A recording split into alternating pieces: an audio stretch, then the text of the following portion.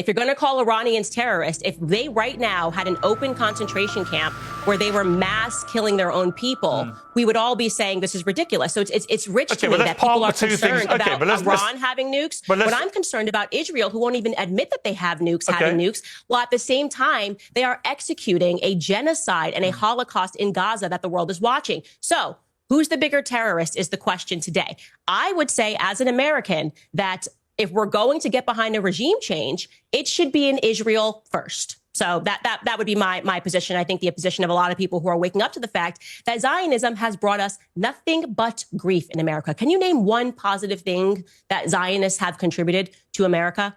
That us fighting these perpetual wars on behalf of Zionism has contributed to America? When the leader of Iran says death to America, why doesn't that concern you? That's a chant. And by the way, I want to be very clear. Why are they chanting death to America?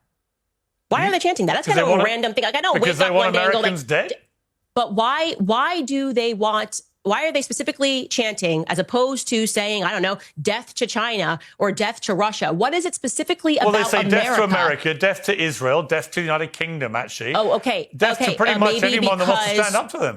Could have had something to do with our actions in the Middle East is why I'm saying that we need a change in foreign policy. It maybe has something to do with just like killing 1 million Iraqi civilians, because Bibi Netanyahu got on a congressional stage and said there are weapons of mass destruction, and we took that to the bank and there actually were no weapons of mass destruction, so we just killed 1 million. It could have something, I could be crazy, it could have something to do with our actions in the Middle East. The fact that we have 2,000 troops stationed in Syria right now under the guise of saying that we're fighting ISIS, while at the same time we know that Bibi Netanyahu funded the al-Qaeda adjacent front because he wanted to overthrow Syria. And they, again, expand their borders, immediately take on territory and sell us absolute nonsense. As you know, I oppose what the Israeli government is doing now in Gaza. I oppose the expansion of settlements on the West Bank. I think all of that is completely wrong. I do think America supports Israel because it remains the only democracy in the Middle East, and that's an important... They're not a democracy. Stop saying that, Piers. You know better. Well, they have elections. It's not a democracy. They have elections. But who gets to vote in those elections? Do the Gazans get to vote in that election?